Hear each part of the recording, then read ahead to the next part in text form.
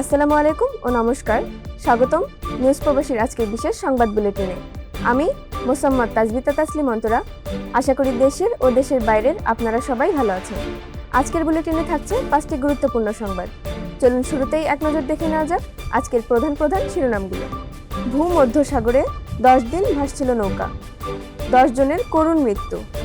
দ্বিপক্ষীয় বাণিজ্য জোরদারে ঢাকায় ভারতের ব্যবসায়ী প্রতিনিধি দল। অবিশ্বাস্য অফার, ঢাকায় আসছে 1 টাকার বাইক।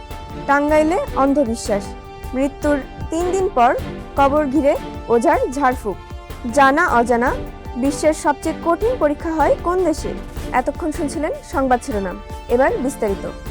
ইউরোপের স্বপ্নের সন্ধানে গিয়ে আবারও ভূমধ্যসাগরে ঘটল এক মর্মান্তিক ট্র্যাজেডি।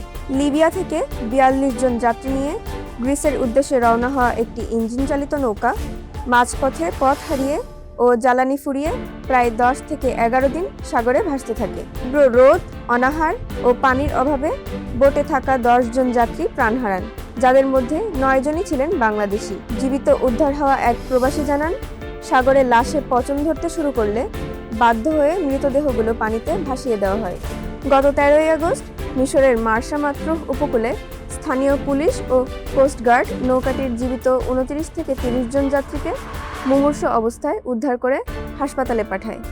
অবৈধ পথে ইউরোপ যাত্রার এই ভয়াবহ পরিণতি আবারও মনে করিয়ে দিচ্ছে, দালালদের প্রলোভনে জীবনকে ঝুঁকিতে ফেলবেন না।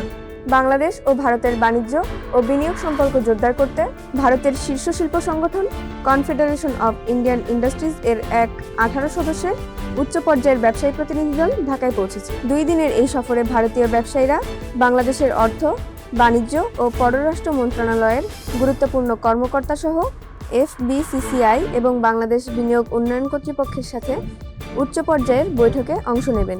গডরেজ, মহিন্দ্রা, অ্যাপোলো হাসপাতাল ও লারসেন অ্যান্ড ট্রুবোর মতো শীর্ষ প্রতিষ্ঠানের প্রতিনিধিরা এই সফরে বাণিজ্য প্রতিবন্ধকতা দূর ও নতুন বিনিয়োগের সুযোগ নিয়ে আলোচনা করবেন। যানজটের শহর ঢাকায় যাতায়াত সহজ ও সাশ্রয় করতে আসছে এক চমকপ্রদ অফার।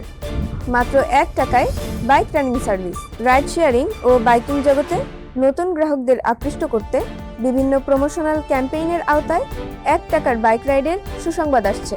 কিভাবে এবং কখন এই বিশেষ অফার উপভোগ করা যাবে তা সংশ্লিষ্ট প্রতিষ্ঠানের আনুষ্ঠানিক উদ্বোধনের পরেই বিস্তারিত জানানো হবে। 21 শতকে এসেও অন্ধবিশ্বাসের এক নির্মম চিত্র দেখা গেল টাঙ্গাইলে। সাপের কামড়ে এক ব্যক্তির মৃত্যুর পর যথাযথ ধর্মীয় নিয়মে তাকে দাফন করা হয়, কিন্তু মৃত্যুর 3 দিন পর এক ওঝার প্রতারণামূলক দাবির মুখে কবরস্থানে শুরু হয় ঝাড়ফুঁকের নাটক মঞ্চ। ওঝা দাবি করে সে মৃত ব্যক্তিকে জ্যান্ত করে তুলবে। খবর পেয়ে হাজার হাজার উৎসুক মানুষ কবরস্থানে ভিড় জমায়। তবে ঘন্টার পর ঘন্টা ভণ্ডামি শেষে কোনো অলৌকিক কিছু ঘটেনি। উল্টো সাধারণ মানুষের কুসংস্কার ও অন্ধবিশ্বাসকে কাজে লাগিয়ে অর্থ হাতানোর চক্রান্ত ফাঁস হয়ে যায়। স্বাস্থ্য বিশেষজ্ঞরা সতর্ক করে বলেছেন, সাপের কামড়ে কবিরাজি বা ওঝার কাছে না গিয়ে সরাসরি নিকটস্থ হাসপাতালে গিয়ে বিষ প্রতিরোধী অ্যান্টিভেনম ইনজেকশন নেওয়াই একমাত্র জীবন রক্ষার উপায়। আজকের বিশেষ তথ্য পর্বে আমরা জানাবো বিশ্বের সবচেয়ে কঠিন পরীক্ষা সম্পর্কে। আপনারা অনেকেই হয়তো ভারতের UPSC বা IIT JEE পরীক্ষার কথা শুনেছেন, তবে শিক্ষাবিদদের মতে বিশ্বের সবচেয়ে কঠিন জাতীয় পরীক্ষা হিসেবে গণ্য করা হয় চীনের গাওকাও পরীক্ষাকে। প্রতি বছর চীনের বিশ্ববিদ্যালয়ে ভর্তির জন্য প্রায় 1,20,00,000 শিক্ষার্থী এই গাওকাও পরীক্ষায় বসে। 9 ঘন্টা ধরে চলা এই পরীক্ষার উপর নির্ভর করে একজন শিক্ষার্থীর পুরো ভবিষ্যৎ। কঠোর নিরাপত্তায় অনুষ্ঠিত এই পরীক্ষায় কোনো প্রকার অনিয়মের সুযোগ নেই। ভারতের UPSC এবং সিভিল সার্ভিস পরীক্ষাও বিশ্বের সবচেয়ে প্রতিদ্বন্দ্বিতাপূর্ণ পরীক্ষার তালিকায় উপরের সারিতে অবস্থান করে। এই ছিল নিউজ প্রবাসীর আজকের আয়োজন। আমাদের সংবাদ ও বিশ্লেষণ আপনার কাছে বস্তুনিষ্ঠ মনে হলে ভিডিওটিতে একটি লাইক দিন এবং চ্যানেলটি সাবস্ক্রাইব করে রাখুন। দেশ বিদেশের প্রবাসীদের সব খবরের সঠিক তথ্য সবার আগে পেতে আমাদের সাথে যুক্ত থাকুন। ধন্যবাদ।